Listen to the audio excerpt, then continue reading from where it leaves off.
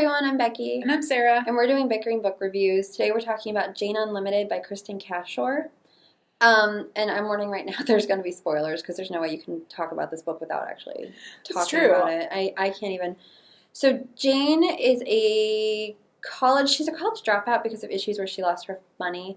She lives with her aunt because her parents had died. The aunt died, and she gets invited to go to this big, beautiful house with a former friend for this big gala. And when her aunt had always made her promise if she had the option to go to this house, to go to the house. And she goes to the house, and she interacts with all these different people. And when she's interacting with all these different people, she gets started on a road where there are all these different options that she could pick, and the book then follows her through each of the options that she could have done. So she could have gone to meet her friend, or go meet this person, or follow the dog, or go talk to this person. And the book follows each of these paths. That's basically what it's about, without giving away too much. See, now that we're talking about, I guess, I always kind of viewed it as, Groundhog's Day, but that's not really what was going on because everything was taking place at the same time. Right. And I love parallel universe books. I love parallel universe movies, stories, but it just went on too long.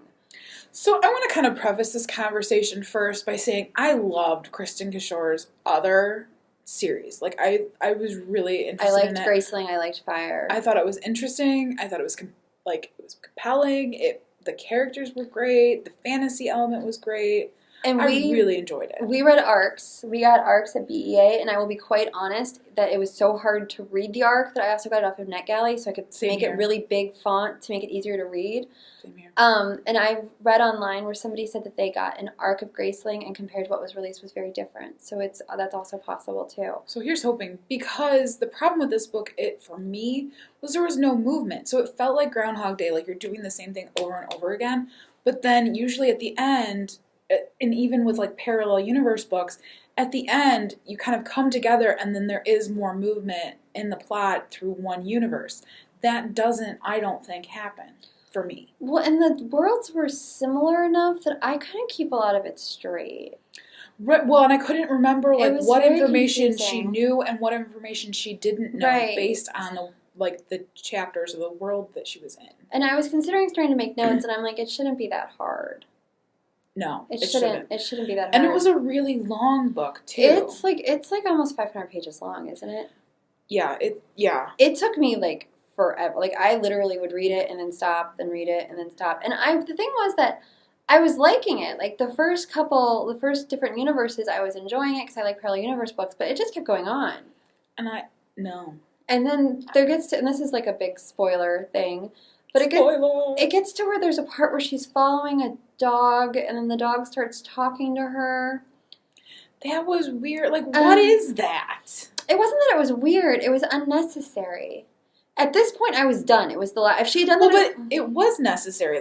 That was where the movement comes from in the book. But I didn't like where it moved, but by that point, I was done. If that had been the first universe, I would have been like, oh, okay. But by the time the dog started talking, I literally was like, do I have to? If we did not plan to do a video on this, I would not have finished it. I wouldn't have finished it either. And this was another one at BEA. People were in line and willing to cut each other for. Yeah. Oh, it was, and the characters, I didn't really like the characters. I didn't connect with any of them. Because, there really wasn't.